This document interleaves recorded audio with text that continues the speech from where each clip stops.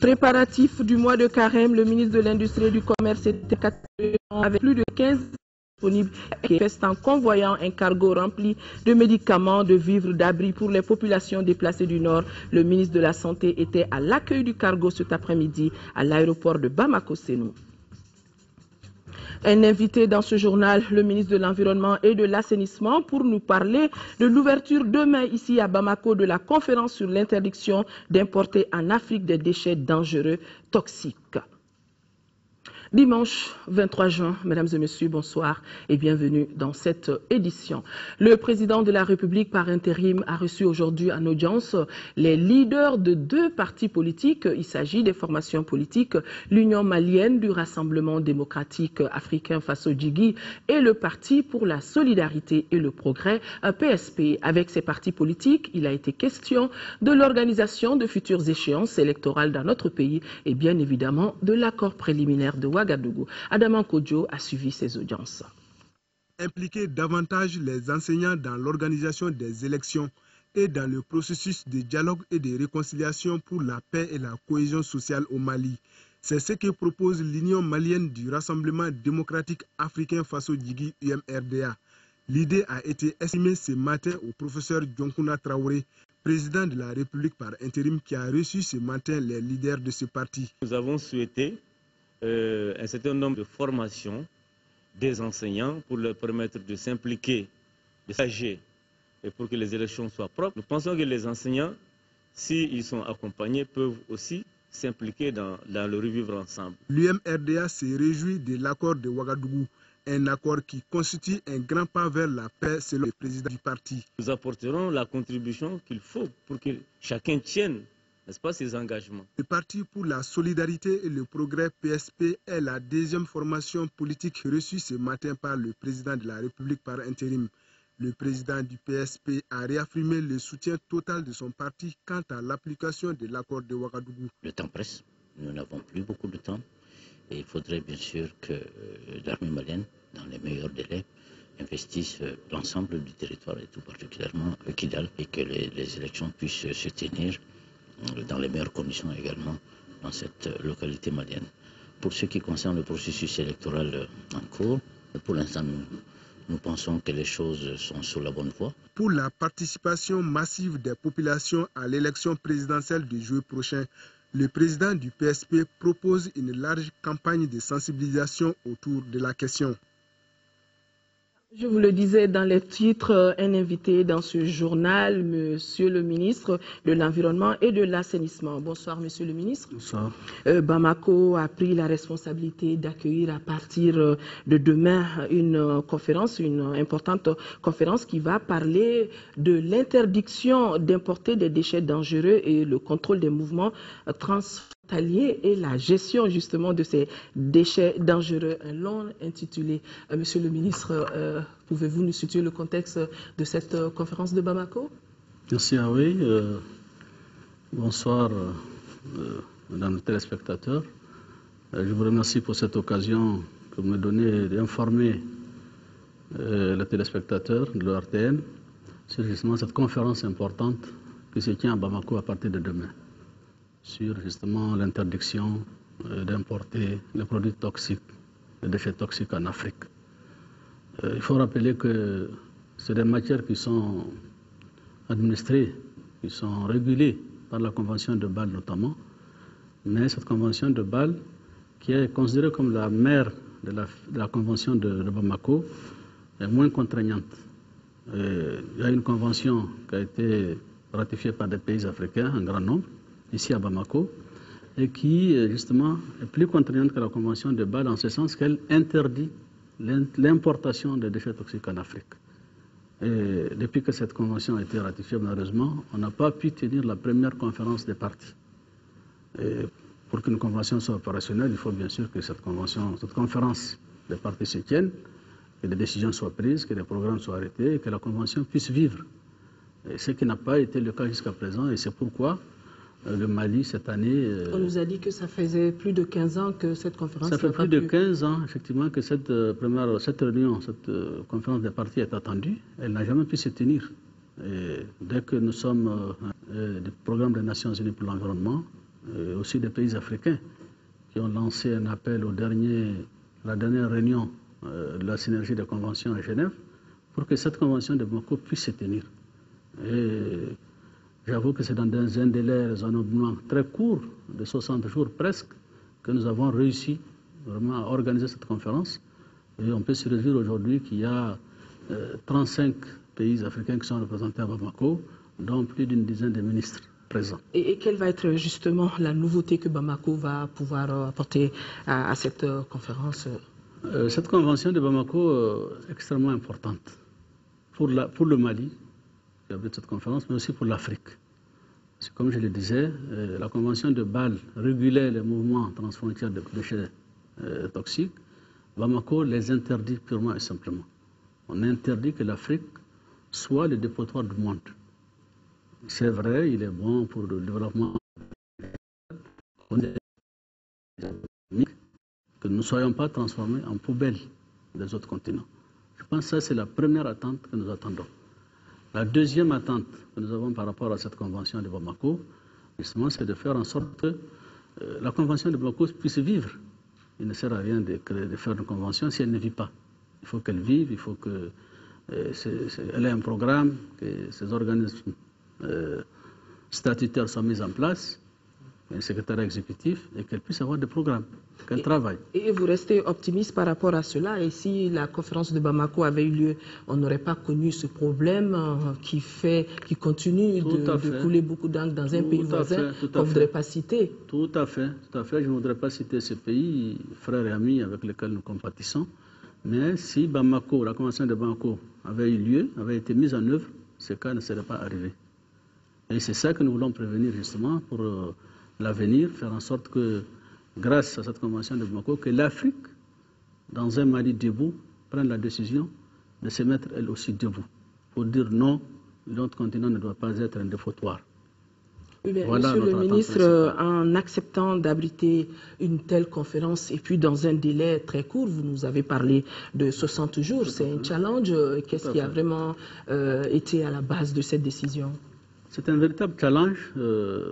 Non seulement, comme je l'ai dit, la convention de Bamako est extrêmement importante pour nous-mêmes, Maliens, mais aussi pour l'Afrique entière. Dans un contexte de crise, Monsieur le ministre. Nous sommes dans un contexte de crise, mais je pense que les crises doivent être transformées en opportunités. Je l'ai toujours dit, c'est mon credo. Lorsqu'on est dans la crise, c'est là où il faut transformer cette crise en opportunité. Je crois que c'est possible. Nous avons fait la preuve. Et dire que c'est aussi l'occasion de dire au monde que le Mali, aujourd'hui, est un pays debout. Un pays qui regagne sa stabilité, un pays dans lequel on peut organiser des réunions internationales au standard des Nations Unies. Je pense que ça, c'est un message fort que nous voulons lancer aussi au monde entier. Dire que Bamako, le Mali, n'est pas un pays comme on aurait voulu le présenter en insécurité, on ne peut pas venir. On peut venir à Bamako en toute tranquillité et au standard des Nations Unies. Un message politique que vous avez voulu faire passer à la communauté internationale, peut-être la dernière question, Monsieur le ministre. Tout à fait. Le dernier message, c'est de dire que nous tenons la convention de Bamako, nous du Mali, avec nos amis africains. Je souhaite que l'ensemble des ministres africains puissent accompagner la mise en œuvre de cette convention, qui permet à l'Afrique justement de jouer son rôle dans la synergie des conventions, parce qu'il y a d'autres conventions. Il y a la convention de Bâle, il y a la convention de Stockholm, de Rotterdam, et il y a récemment, au mois de mai, une conférence internationale qui crée la synergie de ces trois conventions. Mais cette synergie, malheureusement, n'intervient pas au niveau régional et au niveau pays, alors que c'est là où nous avons les problèmes. La convention de Bamako va permettre de corriger justement ce vide pour qu'au niveau du pays, des différents pays africains, mais aussi au niveau de l'Afrique entière, vraiment ce vide soit comblé. Je voudrais vraiment lancer ce message à mes pairs africains. Je voudrais aussi lancer à la communauté internationale un appel pour qu'elle puisse nous accompagner, parce que ce n'est que permettre à l'Afrique, à mon sens, de jouer vraiment son rôle dans la protection et la préservation de l'environnement, qui est quand même un patrimoine commun de l'humanité. Que l'Afrique cesse d'être un dépotoir de toutes sortes de produits. Merci, Monsieur le ministre, d'avoir accepté de venir sur ce plateau pour nous parler de la conférence que va abriter Bamako demain sur l'interdiction formelle des déchets toxiques sur le continent. Voilà. Je le disais, notre titre de ce journal, pour ce qui est des préparatifs du mois de Carême, plus de 15 000 tonnes, c'est le stock de sucre disponible dans la région de Ségou. Le constat a été fait par le ministre du Commerce et de l'Industrie en visite en 4e région. Pour le ministre Abdelkarim Konaté, cette quantité va être injectée sur le marché pour éviter toute flambée de prix en cette veille de Ramadan. Le point avec notre correspondant de Ségou, Dougoufana Traoré. Plusieurs magasins et 3 grosses usines de sucre dans la région de Ségou ont été visités par le ministre du Commerce et de l'Industrie. L'objectif de cette visite du ministre Abdelkarim Konaté, c'était de savoir si les instructions sécuritaires en matière de la gestion des stocks de sucre du mois de Ramadan étaient respectées par les différentes unités industrielles. Nous sommes très satisfaits parce que nous avons pu identifier au niveau de Nsukala 3 000 tonnes et au niveau de Soukala près de 9 000 tonnes. Ce qui va faire pratiquement 12 000 tonnes de sucre. Et dès demain, ce sucre serait sur le marché. Chez Mouloubou Keïta, tout comme à Nsoukala ou à Soukala SA, les magasins sont pleins et leur contenu va être cédé aux opérateurs économiques à des conditions favorables. Le sucre, la quantité, c'est plus de 30 000 tonnes qu'on a mené. Donc, mais en plus de ça, on a fait des spécifications de sucre de 5 kg de sucre en carreau, de sucre en stick aussi. Il nous avait été demandé de garder en stock une certaine quantité de sécurité pour assurer les besoins des consommateurs. Nous leur cédons la tonne à environ 360 000 francs, carreau usine. Les détaillants du Mali promettent de jouer le jeu en ravitaillant les marchés à des prix abordables. Il n'y aura pas de flambée de prix, donc j'ai un appel à lancer à tous les opérateurs économiques, importateurs de sucre et des propriétaires des différentes usines, de faire confiance aux commerçants détaillants. Pour éviter toute flambée des prix du sucre, en ce début de Ramadan, le gouvernement a pris d'autres mesures, dont l'exonération de 60 000 tonnes de sucre. Nous avons aujourd'hui sur le territoire national près de 50 000 tonnes de sucre qui couvrent les besoins de consommation de près de 80 jours. Donc c'est vous dire que toutes les dispositions ont été prises par le gouvernement pour permettre aux populations de passer le mois de carême dans la quiétude avec du sucre disponible et à un prix abordable. Avec cette importante quantité de sucre sur le marché, le pari de la quiétude est gagné par le gouvernement de transition. Une rencontre avec les travailleurs et la direction de Nsoukala a mis fin à cette visite du ministre Konaté dans la région de Ségou. Autre ministre en déplacement, c'est le ministre de l'Éducation, de l'Alphabétisation et de la Promotion des langues nationales qui se trouve à Tombouctou. Et les examens de fin d'année se tiendront avant le 15 octobre 2013. L'assurance a été donnée par Bokar Moussa Diarra, je lui disais, en mission à Tombouctou. Tombouctou, nous retrouvons Yehia Tandina.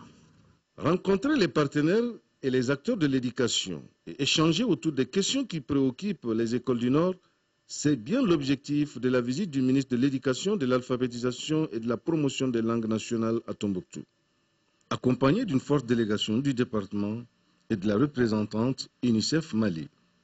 Le ministre a visité le jardin d'enfants Soubanafa et l'établissement scolaire Alpha Moya. Quant aux examens, ils seront tenus dans les régions du Nord à mi-octobre, selon le ministre. Nous avons décidé ensemble de remettre les examens des régions du Nord avant le 15 octobre, date de fin de l'année scolaire dans ces régions.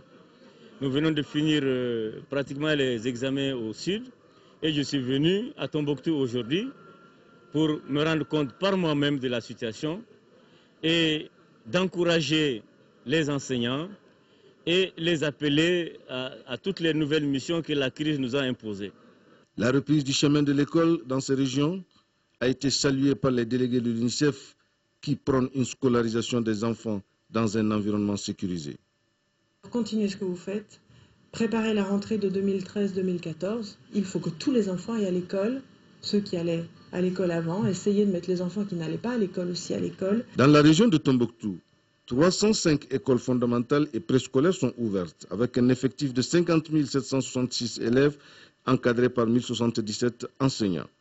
Au niveau secondaire, 4 lycées pour un effectif de 685 élèves encadrés par 65 professeurs. En 5e région, lancement à Madiana dans le cercle de Djéné d'un projet d'appui aux producteurs de riz des communes de Madiana et Podori, dénommé projet de renforcement de la résilience des populations déplacées et hôtes de la région de Mopti par la restauration de la productivité. Nous retrouvons Moustapha Doumbia.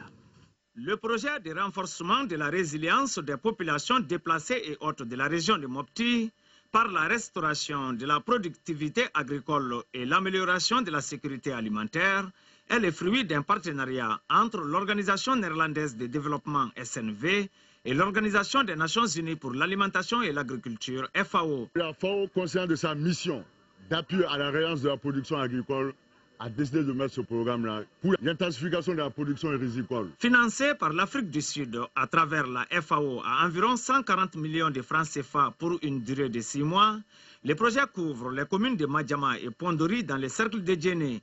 Les actions portent sur la distribution gratuite de 16 tonnes 250 kg de semences de riz et de 100 tonnes 450 kg d'engrais à 663 ménages vulnérables des 2 communes. J'ai un hectare. L'année dernière, je n'ai rien eu dans mon champ.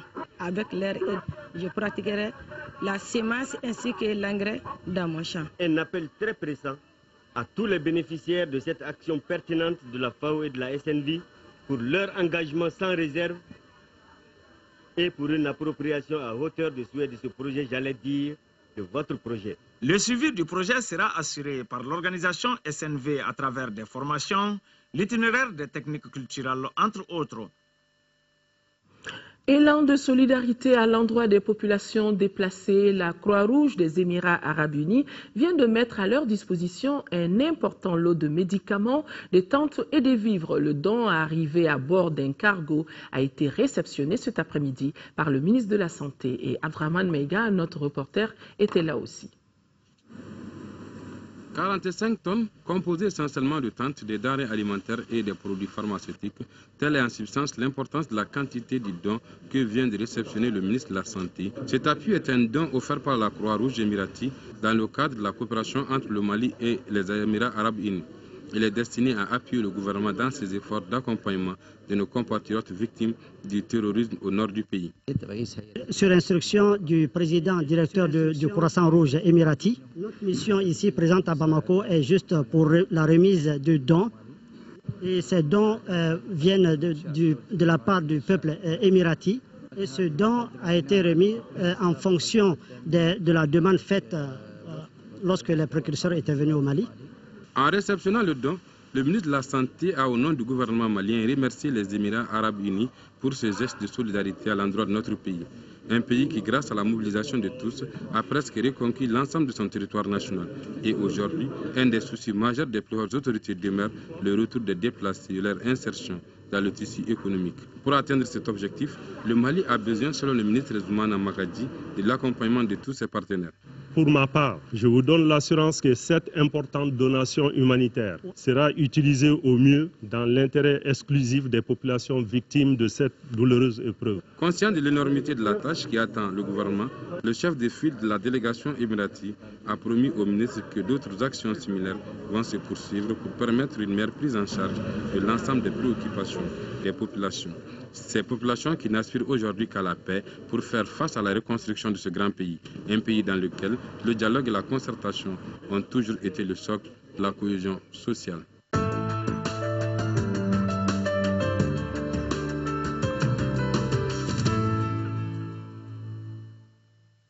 Page élection de ce journal, rentrée politique de la section des jeunes de la commune 6 du Congrès national d'initiative démocratique Sénid Fassoyi-Rouaton. L'événement a été mis à profit par les cadres du parti pour échanger avec les militants et sympathisants sur la vie du parti et bien évidemment les prochaines élections à venir. Chez Koumar Sangaré. C'est dans un centre Olympia archicomble que s'est tenue cette rentrée politique de la jeunesse du Sénid Fassoyi-Rouaton en commune 6 du district de Bamako. Tour à tour, les représentants du comité directeur du parti et ceux du bureau national des jeunes ont parlé de la vie du parti et des élections à venir. Selon le président du bureau national des jeunes du Sénid, cette rentrée politique est placée sous le signe de la victoire. Cette rentrée politique, effectivement, nous la plaçons sous le signe de la victoire, sous le signe de la dignité retrouvée, sous les signes du changement. Au Congrès national d'initiative démocratique Sinid Faso Iruaton, on s'inscrit dans la logique des élections apaisées dans un Mali réconcilié. Notre parti est en train d'amorcer les futures échéances dans notre pays avec sérénité et calme. Je profiterai de votre micro aussi pour saluer tout ce qui se passe au niveau de notre pays en termes de paix, de cohésion, pour que nous puissions vraiment aborder ces échéances-là dans la toute tranquillité. Le CNID s'inscrit vraiment dans le développement du Mali, dans la consolidation des acquis qui viennent d'être obtenus au niveau des accords. La commune 6 du district de Bamako compte 61 comités pour 11 sous-sections du CNID Faso Iruaton. Le CRES de Badalabougou a abrité les travaux du forum d'échange entre les acteurs politiques et les organisé par le National Democratic Institute, NDI, avec l'appui financier de l'USAID. Le forum ambitionne de faciliter l'accès aux services sociaux de base. Nando Dambélé. Aux services sociaux de base et citoyens, c'est le thème de ces forums révélateurs. Il suscite l'intérêt des acteurs politiques, lesquels ont pris massivement part aux assises. Ces forums nous permettent d'avoir la sensibilisation de la population, mais la seconde, c'est connaître la question de la population. Pour les organisateurs, le forum revêt une importance capitale quant au fait que la classe politique nationale offre dans quelques années. L'objectif, avec vous, de créer les conditions pour une meilleure communication entre les acteurs politiques et les citoyens, et communication interactive qui va certainement permettre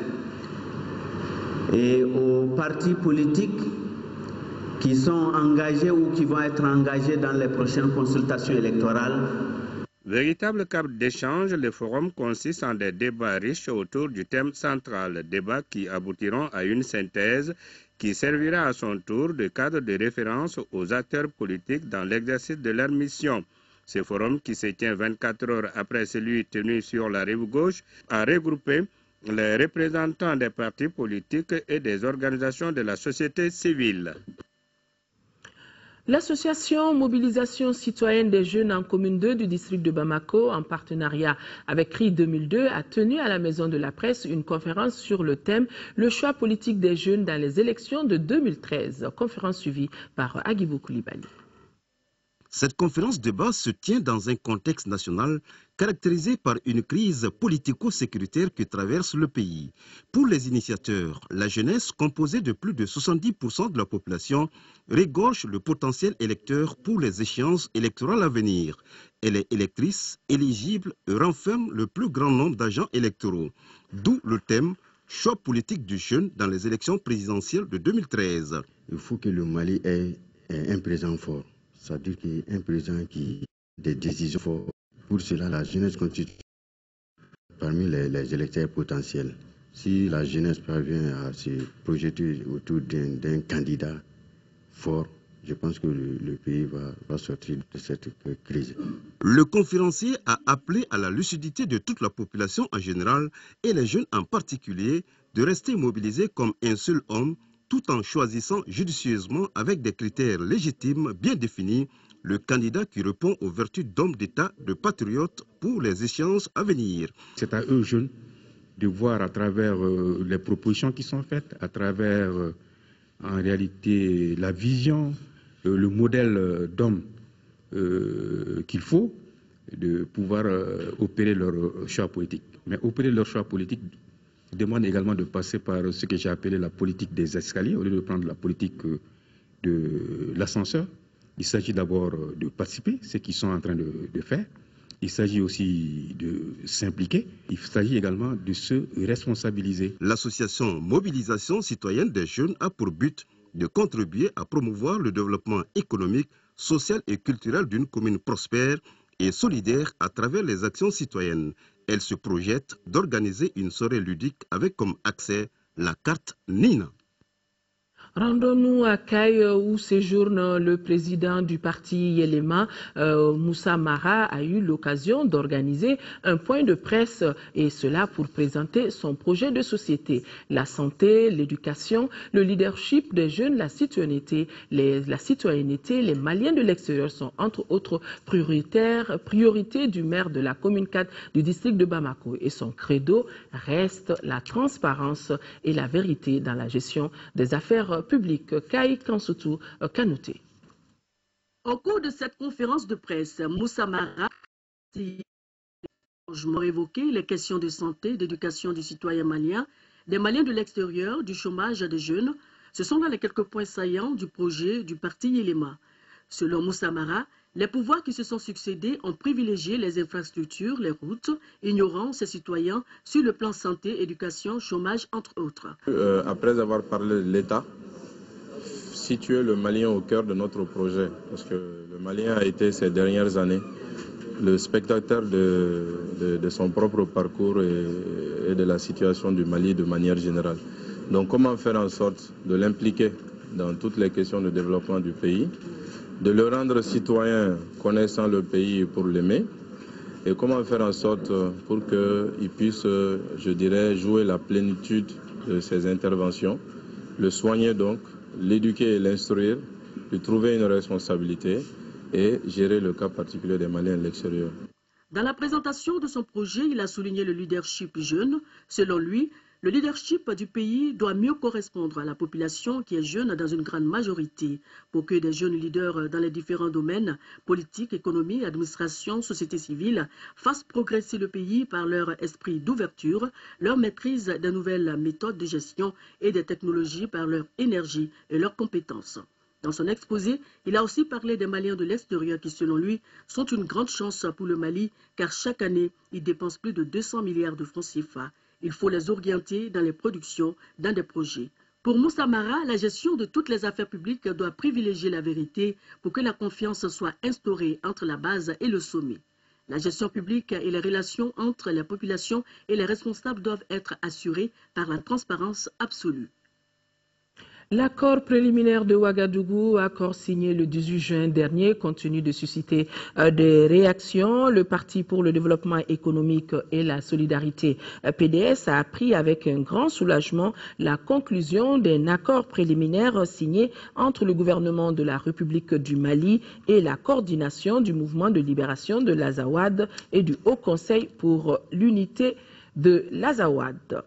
Synergie d'action est le mot d'ordre prôné par le gouverneur de la région de Gao, et cela à quelques jours de l'ouverture de la campagne pour le premier tour de l'élection présidentielle. Le général de brigade Mamadou Adama Diallo a entamé une campagne de sensibilisation de la société civile, les partis politiques et les chefs de service sur l'état d'avancement des préparatifs et les mesures sécuritaires pour un bon déroulement du scrutin. Daouda Zoumana Traoré depuis Gao. Les échéances de l'élection présidentielle de juillet prochain dégagent des priorités dont l'atteinte dépend de tous. Cette vision a été partagée lors d'une réunion entre le gouverneur, les représentants des partis politiques, la société civile et les chefs de service. En ce qui concerne l'établissement des listes électorales, un grand pas a été franchi. Présentement, il y a au niveau de Ansongo 59 380 électeurs et 224 bureaux de vote. Bourem, on a 50 627 électeurs et le nombre de bureaux de vote, c'est 183. Gao, on a 109 990 électeurs et 273 bureaux de vote. Menaka, ça fait 48 441 électeurs et le nombre de bureaux de vote, c'est 131. En faisant les totaux, ça fait 268 438 électeurs et 811 bureaux de vote. L'autre priorité, c'est la sécurisation des activités du processus. Les personnes engagées et les matériels, dont la plupart sont arrivés, doivent être bien accompagnés par les forces armées, la force Serval, la MINUSMA, prêteront main forte aux forces armées maliennes. Ce volet inquiète les partis politiques qui pensent que sécuriser les déplacés et les réfugiés à accomplir leur droit de vote est difficile pour la simple raison qu'ils sont éparpillés en plusieurs endroits le long des frontières.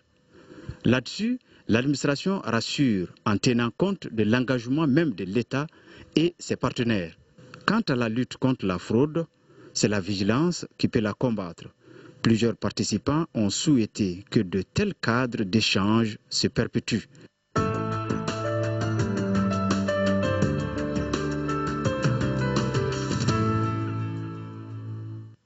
Plus de 250 millions de francs CFA, c'est le coût global du projet Amélioration du statut et des perspectives d'avenir des filles en détresse des régions rurales du Mali, initié par le groupe de recherche Action Droits de l'enfant malien en collaboration avec Kinderheart Africa. Ce projet vise à améliorer les conditions de vie des jeunes filles mineures, migrantes, travailleuses, nous dit Hadidjatou Okone.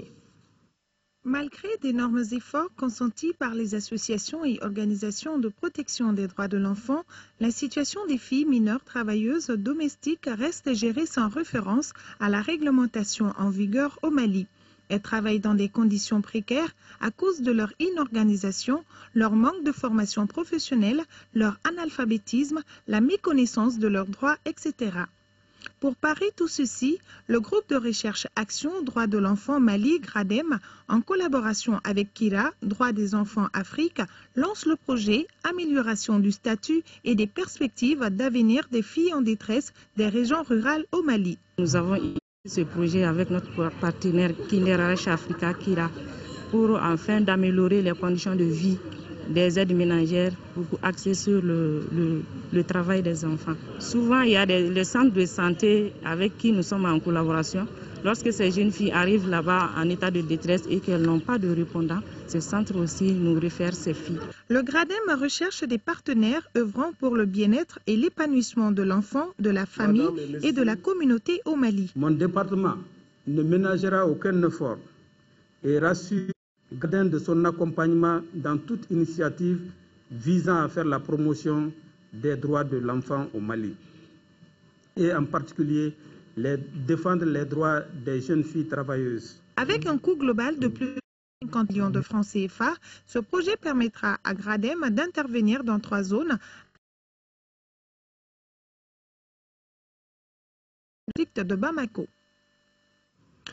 Le ministère des Mines, à travers son projet Assistance technique à l'orpaillage et à la promotion de la femme rurale, a 25 machines à coudre ce soir à 27 machines du cercle de Kangaba, Moussa Fane. 28 millions de francs CFA, c'est la valeur de 25 machines à coudre et accessoires destinées à 25 associations féminines du cercle de Kangaba. Ces gestes est un appui du département des Mines à travers son projet Assistance technique à l'orpaillage et à la promotion de la femme rurale à top fer. Il devra permettre de réduire le départ massif des femmes vers les sites d'orpaillage. Dans l'espoir que ces machines à coudre seront employées et bien entretenues par les associations afin de une fois encore à plus de persévérance pour mener à bien leurs activités quotidiennes et combattre la précarité et la dépendance.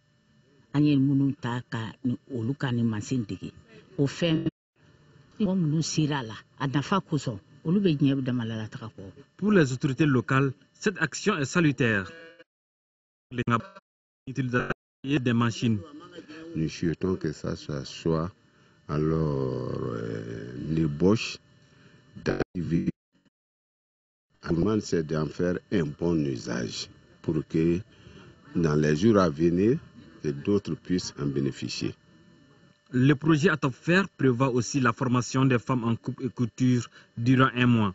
Le projet appuie également les femmes dans d'autres activités génératrices de revenus telles que la savonnerie, l'aviculture et le maraîchage.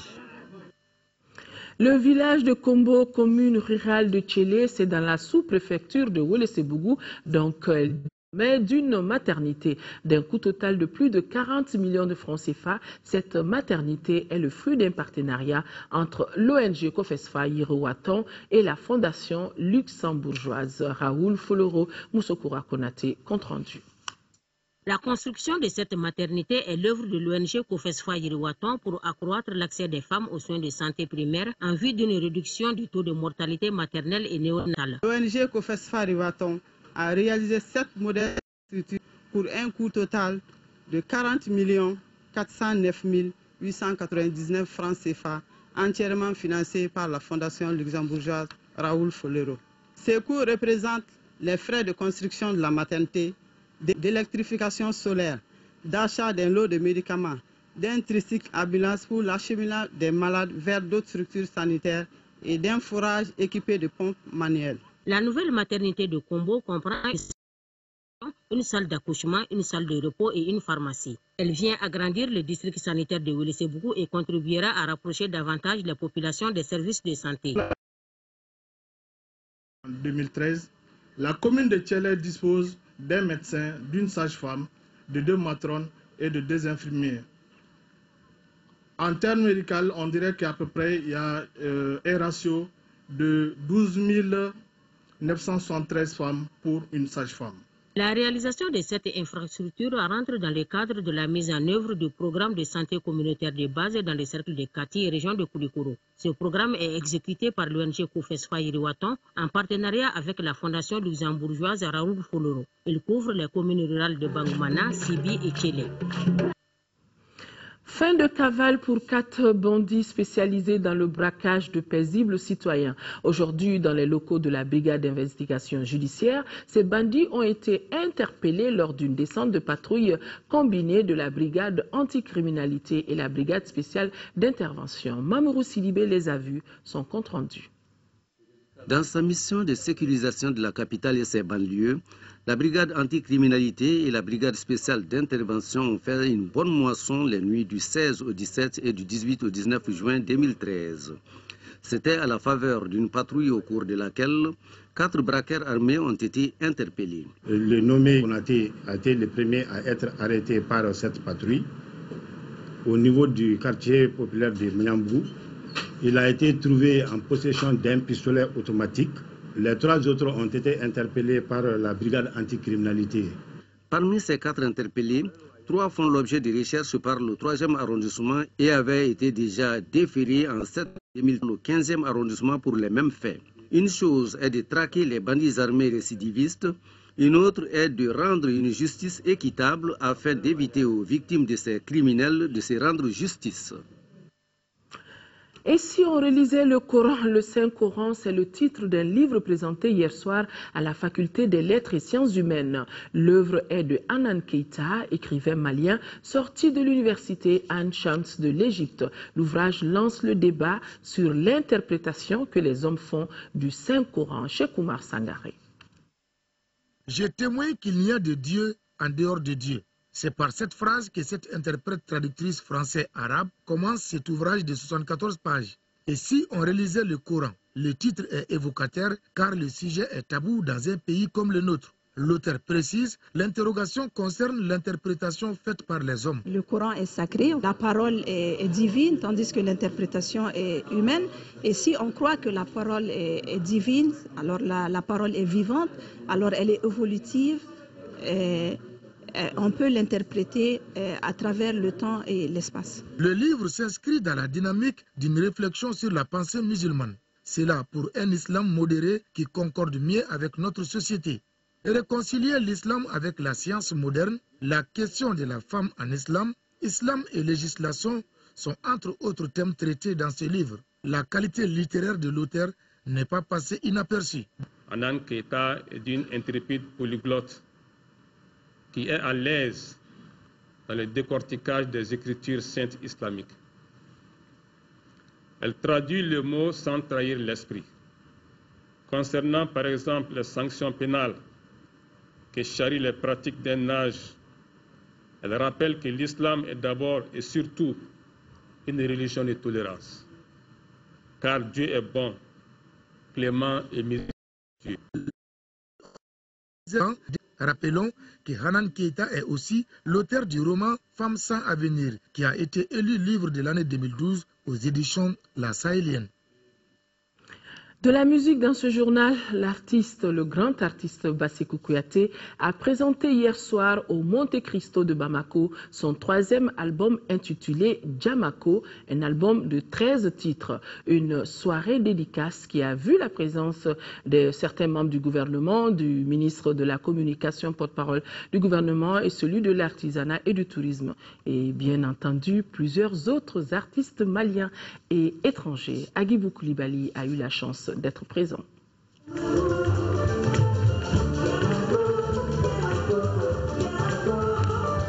Pour faire connaître du grand public malien son album Djamako, Bassekou Kouyaté a initié une dédicace modeste. Cet opus riche et varié lui a permis de décrocher un trophée lors d'Africa Festival Awards 2013 en Allemagne. J'ai fait un album, c'est sorti en Europe, ça marche à merveille. Donc ici c'est chez moi. La sortie ici, il faut faire quelque chose pour vraiment informer les Maliens qu'on a fait un nouveau album. C'est comme un nouveau bébé. Partout en Afrique aussi, quand on dit on orchestre, on amène la guitare, la batterie, c'est pas pour nous. Donc il faut faire quelque chose avec ce que nous avons ici, les instruments comme ça. Je crois que le ngoni c'est très bon, c'est un bon instrument. Aussi pour présenter aussi au cadre malien comment on travaille en dehors du Mali. Cette distinction est le fruit de son engagement et de sa détermination pour la promotion de la musique malienne. Bassekou Kouyaté estime que le Mali est un et indivisible. Une dédicace appréciée par les invités de la soirée. J'ai toujours dit que les artistes, et particulièrement les artistes comme Bassekou, sont les véritables ambassadeurs du Mali. Au moment la crise où notre pays était vraiment au bord de la rupture, ce sont eux qui ont entretenu l'espoir. Et je crois que la nation doit leur être reconnaissante pour cela. Il est en train de revaloriser notre patrimoine, riche patrimoine culturel. Et il est en train de faire aussi la promotion de la musique malienne à travers tout le monde entier. Pour la promotion de l'album Djamako, Bassekou Kouyaté entame dès la semaine prochaine une tournée en Europe, en Asie et en Afrique. Au cours de cette tournée, il animera une 50aine de concerts pour le rayonnement de la musique malienne. Bassekou Kouyaté qui maîtrise à merveille le ngoni. Sport football, un match avancé de la 27e journée. L'USFAS a battu 1-0 le CSK. Cette victoire permet à l'USFAS de s'approcher du maintien en Ligue. Auparavant, le Djoliba Athletic Club et les 11 créateurs de Nyarela s'affrontaient en quart de finale de la 53e Coupe du Mali de football. Victoire des Rouges de Bamako, 2-0 et se qualifie pour les demi-finales. Al-Juma Atina.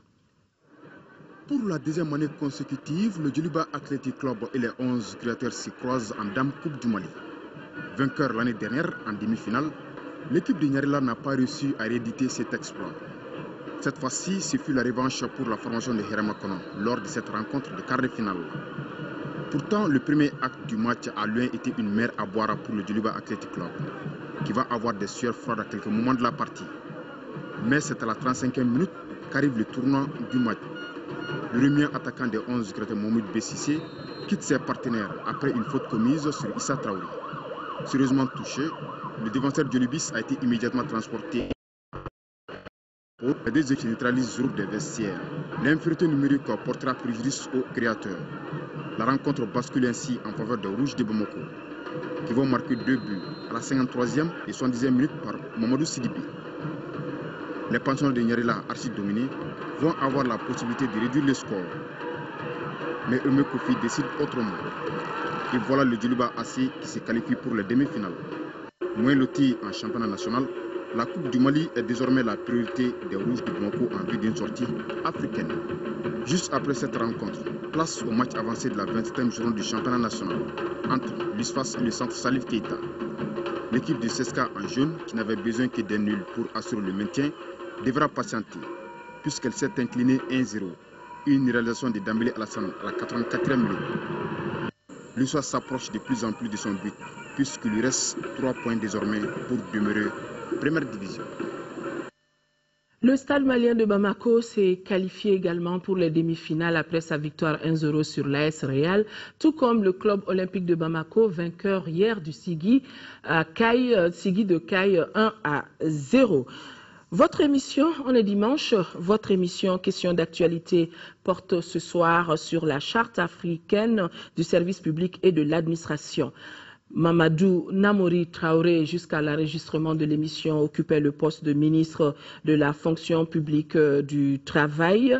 Le député Moussa Diakité, le commissaire au développement institutionnel Lassine Boiré et la présidente de l'association malienne des consommateurs ASCOMA, Madame Koulibaly Salimata Diarra, en sont les invités. Question d'actualité, ça sera juste après l'émission Ensemble pour un Mali indivisible.